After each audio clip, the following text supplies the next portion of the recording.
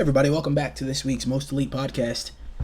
I did the Suicide Squad because it was a big announcement for me. I've been waiting for Superman news for a long time, but I almost let slip that State of Play happened.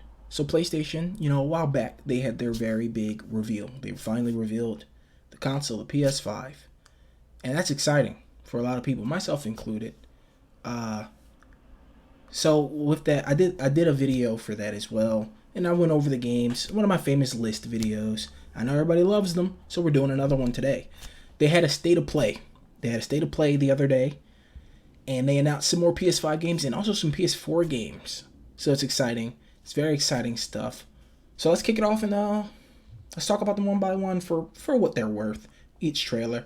They kicked off the state of play with Hitman 3 VR announcement. So not only are we getting a Hitman 3, we'll be able to play the entire game in VR. That's exciting for a lot of reasons. For one, Hitman requires you to carefully plan like every single motion you do. And Hitman takes place in some beautiful vistas. Like some beautiful, beautiful places. So it's exciting because not only is it bringing that meticulous Hitman gameplay, we also get to see these beautiful places in first person and walk around in first person as Agent 47. That's going to be a game changer. Because up to this point, every Hitman game has been third person, where you see the agent and you see the world. But now you'll be sort of seeing the world through your own eyes. And every combat encounter will probably be more deadly because of it. You know what I mean? There'll be a lot. VR augments games a lot. I still believe that Resident Evil 7, the only way to play that game is in VR. I've played it without it because I don't own a PSVR, but I have played it on PSVR, and I gotta say, that's the only way to play the game. Yeah, I feel like it's just no other way to play that game. And maybe Hitman 3 will be the same. So, Oh, pardon me for a moment there. I this time I turned my phone down and it flashed and caught my eye. I thought it was an emergency. So sorry about that, everybody listening at home. The next game on the list that we're going to talk about, Braid Anniversary Edition. Now, for all the old heads out there, way back in 2008, I think, John Blow released a game called Braid, which changed the game. It changed the Xbox indie landscape, actually. It made so much money that Microsoft rewrote how much money indie creators could actually make on their indie platform. I know Microsoft talks a big game about how to do this for indie people. They do that. They hope people forget that when Braid came out and it made John Blow a millionaire overnight. When that happened, they want people to forget that they rewrote the rules, so that can't happen. They're still a company. I mean, I know companies are just a grouping of people who, but Microsoft, the brand, isn't a person. It's a corporation that wants money above all else. So, yeah, don't forget that. So we got Braid Anniversary Edition, and it's going to have new sprites, new hand-drawn, painted backgrounds. The entire game will have director's commentary from John Blow and a few other producers and creators. And they promise that if you play the whole game with the commentary, it'll give you insight on how to make your own game. Like, he's going to explain to you how he made the entire game from start to finish. And that's exciting because Braid really was revolutionary. It's a puzzle-solving game that requires you to stop, rewind, and slow down time to solve puzzles and get through each level. It is a fantastic experience. If you haven't played it, it's coming to the PS4, and you should just pick it up. Just pick it up because it's one of those puzzle games that when you succeed at it, you feel so accomplished. It's a very good game. And the fact that it's going to have director's commentary, I'm going to buy it just so I can hear them talk about how they made it, because that's sick. And then the redone sprites look good too. They redid a lot of animations for more fluid movement. Looks like it's going to be a lot of fun. So I feel like that as far as remasters go, I think you could do a lot worse than Braid. You could do a lot worse than remastering one of the greatest puzzle games ever made. You know what I mean? Next, we got Pathless. This is a PS5 game. It is a day one game, which excites me because I'm going to need all the games to play when it drops in November. I'm going to need them all. Every game that's November day one, I'm buying them.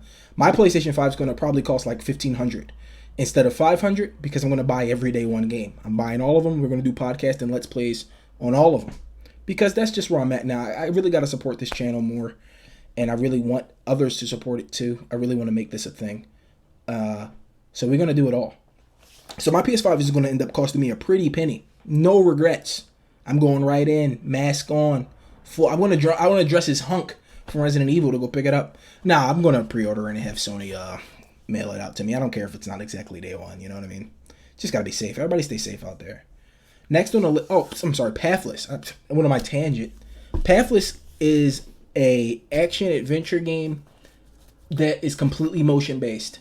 So you play as a hunter, and on the map there are little diamonds that float in the sky, and you shoot them with arrows, and it propels you forward either in the air or on the ground. It's all momentum. Every single time you hit one of those little diamonds with your arrows, you propel forward. It's open world. There is no map. You create your own path. That's why it's called Pathless. You have to cleanse all these points on the map and fight these giant bosses and giant cinematic battles that look really interesting. Watch the trailer. It's hard to explain, but it just looks like a third-person action-adventure game that is completely momentum-based. You have an eagle friend who you can fly. You can clean him up to keep him like a Pokemon minigame, cleaning them, and to keep his wings and stuff nice and crisp so you can fly and not fall. But no, Pathless looks like one of those IPs. I love when developers do this where they just take risks. Just make something new. And I love it. I love it when they do it. As much as I love remasters and sequels, I know I bitched about Sly Cooper. I'm glad we got Ghost of Tsushima. I'm glad that exists, because it just means that like new IPs still can be grand slams. Ghost of Tsushima was a grand slam. It's amazing. And Pathless looks really interesting. It's also a puzzle game. Lots of puzzles in the world. I'm all about those puzzles. That's me. We got Spelunky 2. Oh man. Spelunky is probably one of the most famous roguelike games ever made. And it's crazy fun. You dive. They're still finding secrets today. Spelunky 2 promises to have more secrets, co-op, new characters, new items. I love Spelunky 1. I love roguelikes, I did a couple on this channel, videos. Go check them out if you have the free time. But Spelunky 2, I mean, if you're not a fan of Spelunky, it's a roguelike game, which means every time you play the game, the maps change and the power-ups that you can acquire change. The shops change. Everything changes, and when you die, you lose everything. You start over from the beginning, and you keep going. So Spelunky there are two schools of thought here. Roguelite, like Lite, and roguelike, Like. Spelunky is a roguelite where you can get persistent power-ups, or at least the first one I believe was, and if it wasn't, then it was a roguelike. But Spelunky 2 looks like it's going to be a roguelike where you can have persistent power-ups, sort of like Dead Cells is a roguelite. Into the Gungeon is a roguelike where everything is always different. Rad is a roguelike where everything is always different. After that we got... So this one was really interesting. Anno Mutatotem, or Mutationum. Weird name, but it's very anime, and I'm a weeb, so it interests me. The combat looked interesting. It's a side scroller, 2D art, not pixel exactly, but like hand drawn sprites. Looks really interesting. The combat looks really fun. So, I mean, I don't know much about it. The trailer was just about a flashing lights. You play as a woman, and there's fighting, and then there's like... It's weird. It's total Japanese weirdness, and I'm all for it. I love it. After that, we had Genshin Impact. Now, this one... Genshin Impact was announced a while back. I think over a year ago. And when they showed it off, people were like, it's just Breath of the Wild, man. Come on. Like, Breath of the Wild isn't just The Witcher or Assassin's Creed, you know what I mean? Breath of the Wild isn't a new IP. It's a Zelda game done in the style of an open world game like The Witcher. So Genshin Impact borrows heavily from the Zelda aesthetic. I will not lie. It does look like it. But it's an anime version. And with tons of different characters and powers, it's a true RPG experience done in the vein of Breath of the Wild. And it looks beautiful. Looks beautiful. Looks like it plays beautiful. The combat looks fun. The characters look engaging. I'm sure there's a hell of a story too. So that's going to be on PS4. I don't think it's a PS5 game. Anno is another PS4 game. Spelunky 2 is a PS4 game. They did a lot of PS4 this this state of play, which is a good thing. It's a good thing. PS4, it's been a complete titan of a system, and they're going to support it for however much longer they're going to support it. You know, PS5 ain't till November, and even then, it's still going to have to wait till next year to get more of its exclusives out. It got some big games coming day one, but you know, mid life cycle is when we start seeing the stellar stuff for consoles. After that, we got Bug Snacks. I'm not going to lie, I want to play this game. When they first showed it during the PlayStation reveal, it felt tacked on. It felt like one of those games where it's like, okay, they showed some hot stuff. We got to get the sort of mid-level, pick up and play sort of for your nephew stuff. But the more they show this game, the more I'm interested. It looks really cool. It's a murder mystery on an island. I'm all about Agatha Christie, Sherlock Holmes. Sign me up. You know, I love mysteries, and this one just so happens to have cute Bugsnack things. That's not being. It looks like it has a good sense of comedy. It looks fun. So, and that's a PS5 game. I do think it's your day one. I do think that I forgot to check the release date before I started the video, but it does look crazy fun, and I think that's all that really matters anymore. Like, if the game is fun, it's fine. Its art style can be wacky and kooky. It's another one of those new IPs, and I really hope it works out. I hope it sells. I hope it's not like Knack, where it was a cool, interesting IP for PS4, but since it was a launch game, no one really cared. And then it got a sequel, which was better than the first game, but still I felt like it just never performed like Sony would have probably liked it to, how I would have liked it to. So, you know, after that we got Aeon Must Die. Now this game looks so inspired by like Kamen Rider, Otoha from it's an anime. I forgot the name of. He's also in Tatsunoko vs Capcom. Karis the Prophecy. Looks like Otoha. It looks like Kamen Rider. It looks like Power Rangers, and the combat looks sick. The art style is amazing. Bit of a shadow drawn over Aeon, because apparently the guys over at Limestone Studios, the people who made it, apparently there's some allegations of abuse, worker abuse, that came out with this trailer. And Focus Entertainment, their owner company or parent company, they're publishing through, they said that they're committed to investigating any and all claims to see what the hell is going on over there. Because yeah, I mean, because the game looks so good, but if it was built on the backs of like torture, I don't even know if I can buy it. That's crazy. That's a PS4 game, by the way. It's not going to be on the PS5. So look that one up. Just tell me what you think. I think it looks amazing. Very Kamen Rider. Very anime. Very Kill la Kill. Big bosses, big explosions, big colors. After that, we had Vader Immortal. Now, Vader Immortal's been on Oculus Quest for quite some time. And it's finally making its way to the PS4. It's a VR game. I cannot play it because I don't have PSVR. And it looks sick. I mean, it's just it's a story. It's a Vader story. Vader is probably one of the most recognizable villains of all time at this point worldwide. So it's just another Vader story for the fans to enjoy, like his comics, you know, like his side stuff. Pick it up if you like Vader. That's all I can say. Pick it up if you like swinging a lightsaber in VR, where you're holding a lightsaber. Pick it up if you want to do that. This is one of my favorite announcements. Control's Expansion 2, the AWE. Everybody knows my love for Control. I did an entire video on it. AWE stands for Altered World Event in the Control universe. But also, Alan Wake is making a return. Remedy's famous character, Alan Wake. He's making his big return in Control. So it stands for Alan Wake Event. And it is going to be phenomenal. They released a trailer. It comes out, I think, 18, 19, I don't remember, but they released a trailer. I'm so excited. I bought the season pass, so I already have it. As soon as it comes out, I'm going to download it and play it. It's going to be amazing. I love Control. Just go watch my Control video. I could talk about Control forever. I'm glad Alan's back. I'm glad they're incorporating it. I'm glad that they're doing a joined universe. If they could get the rights to Max back from Rockstar, I would love to see Max make a comeback. But what are you going to do? Crash Bandicoot 4 was announced. It's About Time, it's called. They updated how Crash looks, how the game plays, how it feels. There's tons of new modes in that game. The trailer's about 5 minutes long because it's more of a dev diary than a trailer. Excuse me. In it, I mean, not gonna lie, I don't like Crash Bandicoot very much. I played them all when I was a kid, and they re-released them. I bought the re-release. I played those two, and I was like, man, I don't know about this guy Crash.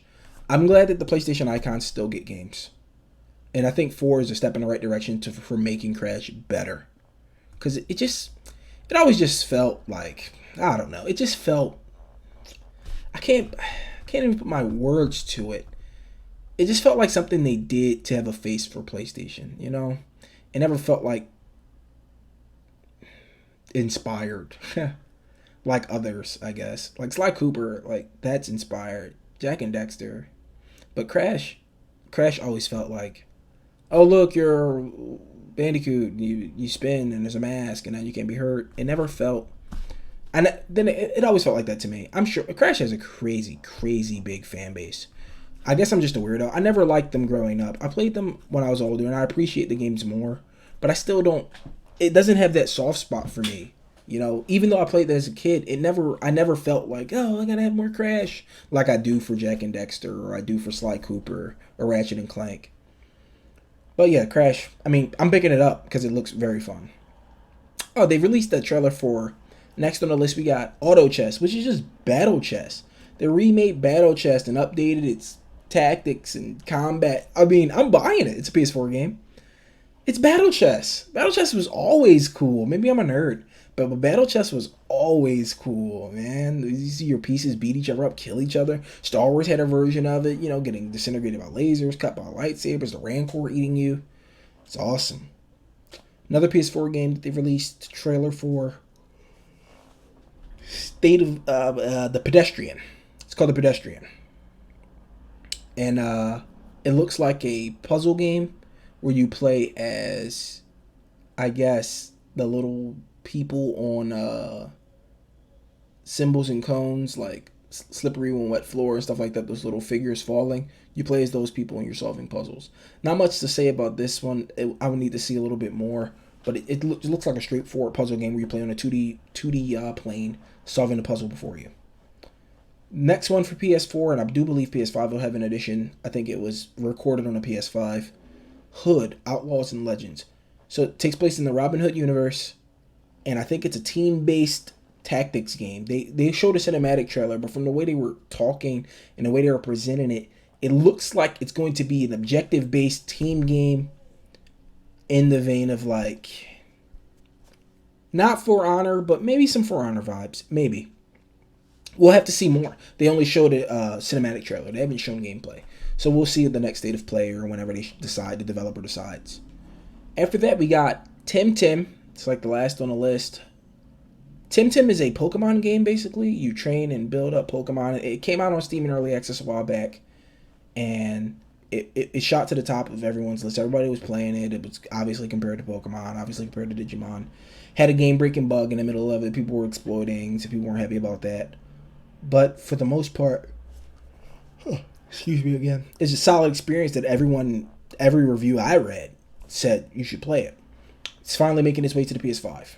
I don't know when it is going to come out, but it is coming to the PS5.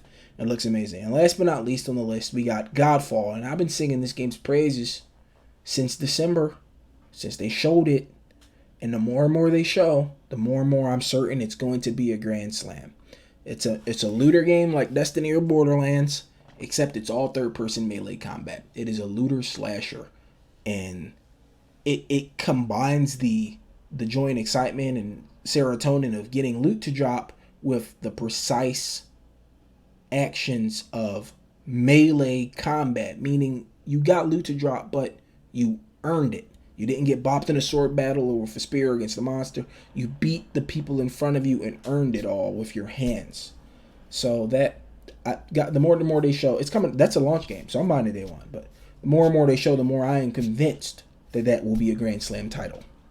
And that's the episode this week, guys. That's the PlayStation State of Play. Games I'm excited for, games I'm not so excited for.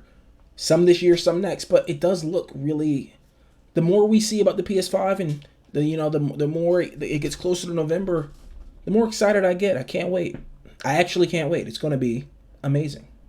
Anyway, that's my time this week, guys. Thanks for tuning in. We'll get something next week.